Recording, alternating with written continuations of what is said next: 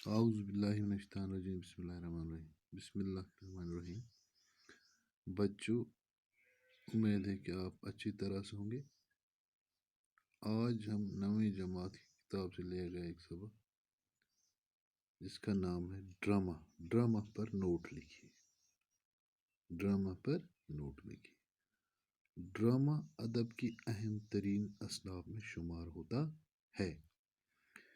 اس کی اولین تعریف ہمیں یونان کے شہر آفاق، فلسفی نگار ادب اور ارسطو کی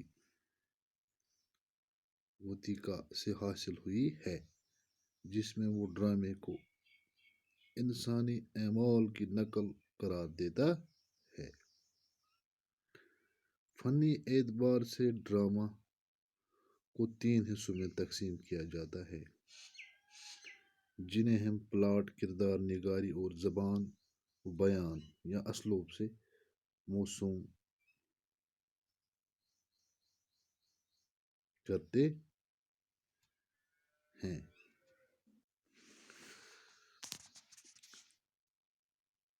ڈرامہ میں واقعات کی ترتیب اس طرح ہونی چاہیے کہ ایک تو ہر آنے والا واقعہ اس سے پہلے کے واقعے کے ساتھ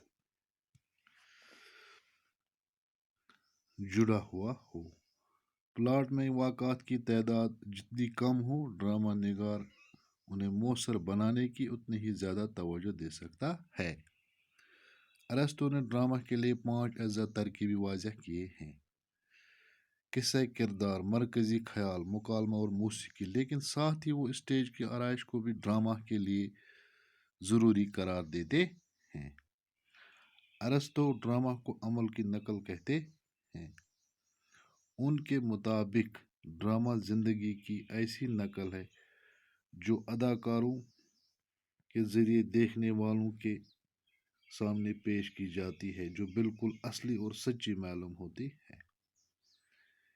کردار نگاری کے لیے یہ ضروری ہے کہ اس کی تشکیل کرتے وقت کرداروں کی عمر، طبقے، تعلیم، تربیت اور خاندانی خصوصیت کا لحاظ رکھا جائے۔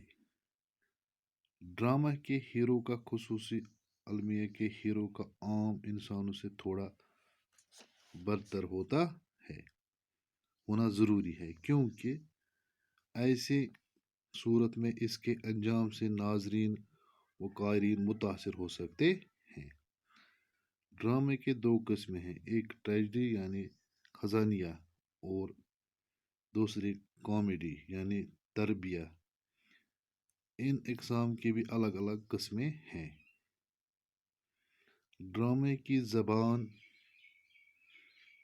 کا پر شکوہ، مؤثر اور اعجاز و ارتکاز کی خصوصیت سے متصف ہونا بھی ضروری ہے۔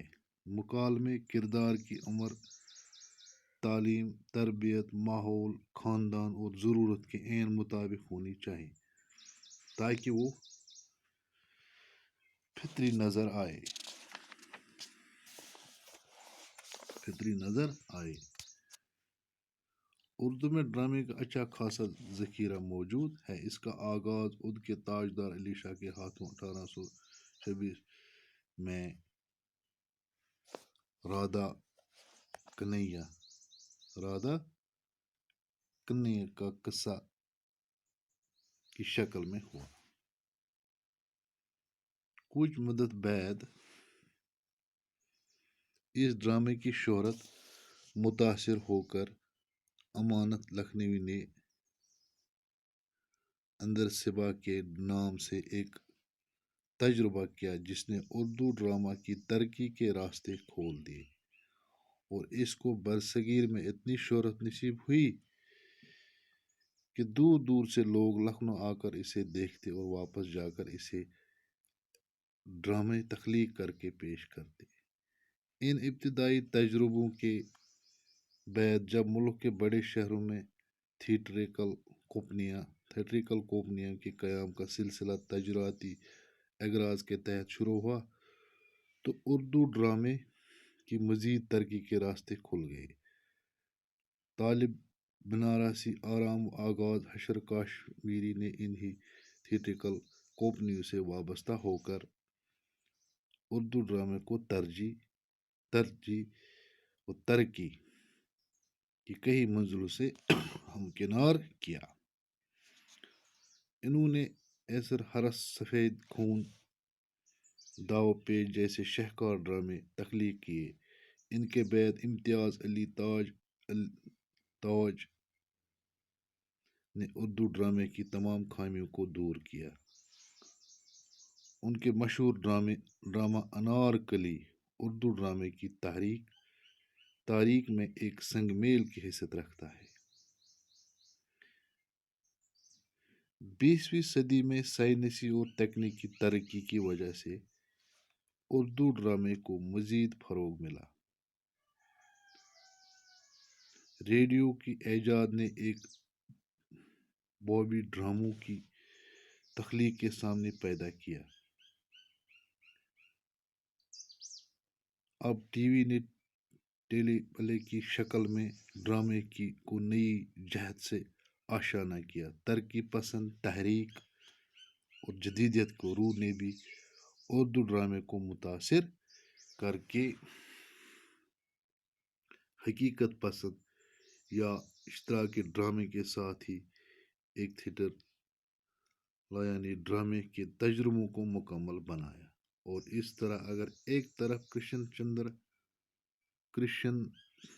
چندر، منٹو بیدی، عصمت علی لون جیسے فنکار ابھرے ہیں تو دوسری طرف جیب تنویر، ڈاکٹر حسن شمیم حنفی جیسے ماہرین فن نے اردو ڈرامہ کو نئے آفاق سے روشناس کیا۔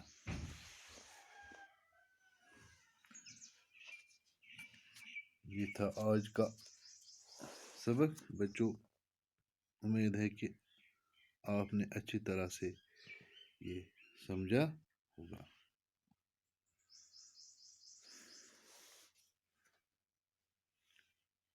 باقی وسلام۔